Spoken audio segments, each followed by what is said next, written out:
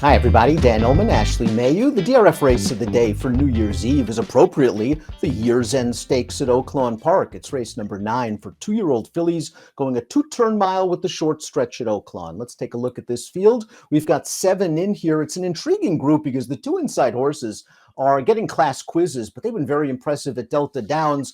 The 7 Denim and Pearls, though, is going to take a lot of support for trainer Brad Cox. This is a daughter of Into Mischief. She's already won at a mile, and she's looked good in both starts.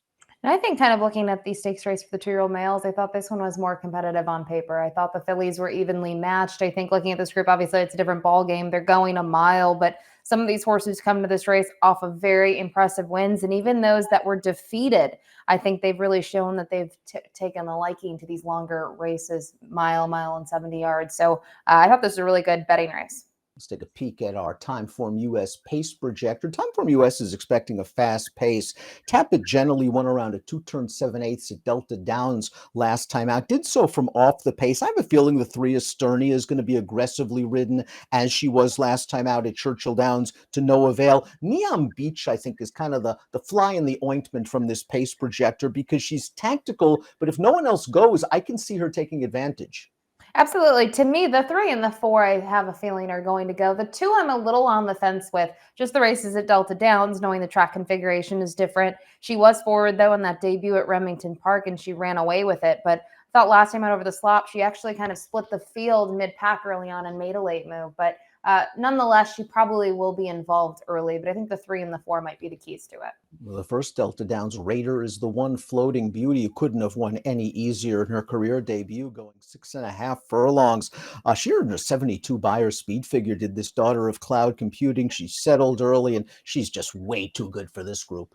And it's interesting. She doesn't go off favorite here. She's actually a really good price, Dan, when you think about it. And she wins like she's a 1-9 shot in this spot. And now she's going to have to stretch out in distance. But I think from a debut, a lot to like about how it looked. But the big question is, what did she really face on debut? Tapit Generally, the number 2, is a daughter of the legendary Tapit. Debuts at Remington Park, wins easily, shows up at Delta in the My Trusty Cat Stakes, is faced with 2 turns, is faced with a sloppy track, and is similarly impressive, this time with a really nice trip and ride from Richard Aramia. The rail opened up, she made a prolonged mid-race move, and is under wraps. And she just stretched out in distance. And I think the big thing about looking at a 7/8 race at Delta Downs, it's not 1 turn, it's 2 turns around Delta Downs. So I think that should play well with her stretching out to a mile and then hopefully transferring her form to Oakland Park. Esternia's lone victory came on the turf. That was a Kentucky Downs going 6.5. I wonder if that track kind of plays a little bit longer because of all the dips and dives and turns. Tried dirt last time out, was no match for Denims and Pearls, showed good speed and tired. She's going to have to do a lot more. You wonder if they try to debut her on the turf, it was rained off, and then 2 subsequent turf starts. Is that what they're aiming for? Did they try something new last time out? Obviously, she was forward once again, and she tired. I do have some reservations about her, though, just knowing that her better efforts, it was her debut, it was going 5.5, and then after that, it was on the grass. Neon Beach has raced twice on dirt, both of those races in off-turf heats, but it looks like this filly seems to be coming into her own for trainer Steve Asmussen, has already won around 2 turns, going 1.16 at Churchill, and showed a nice tactical gear, tracking 3 wide, making the lead, and holding gamely under the wire. She seems to be improving and picks up Rosario.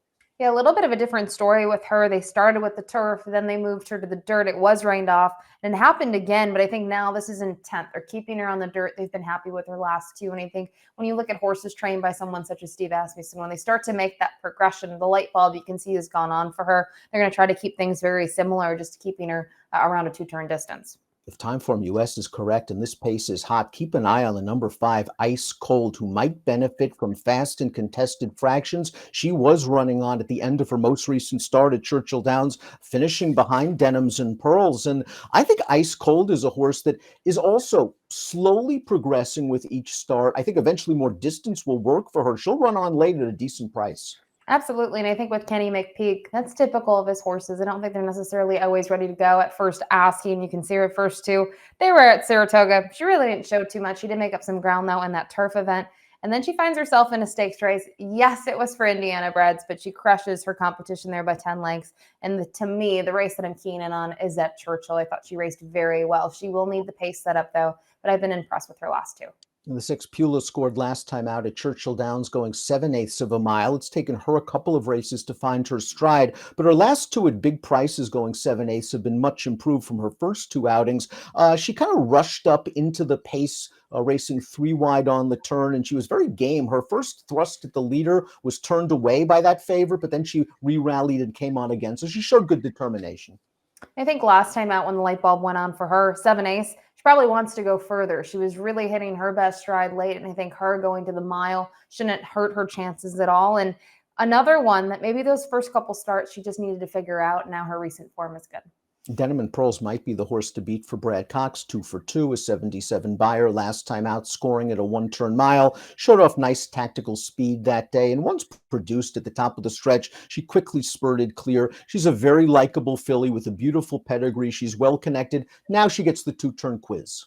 Yeah, she's going to get the 2 turns coming out of that 1-turn event at Churchill. But I think, at least for her, her debut was good, but you could see she almost got nailed at the wire there. And for her stretching out from 6.5 to a mile, yes, it was still a 1-turn distance. I think she took that step forward that she needed to. She figures to, once again, based on pedigree. This should be no issue going around 2 turns. Before we take a look at our top selections, please click the subscribe button on the Daily Racing Form YouTube channel for the latest DRF videos. Let's take a look at our top selection for the final DRF race of the day for 2023. You're going with Ice Cold with a late rally, and this one is going to get a price and is going to get some pace. Yeah, I hope the price is right. We'll find out. I just think if the pace is hot, she should be flying late. Whether she can really win, I don't know. I think she's a big player in the exotics, but I'm going to go for it. I just really liked her last 2.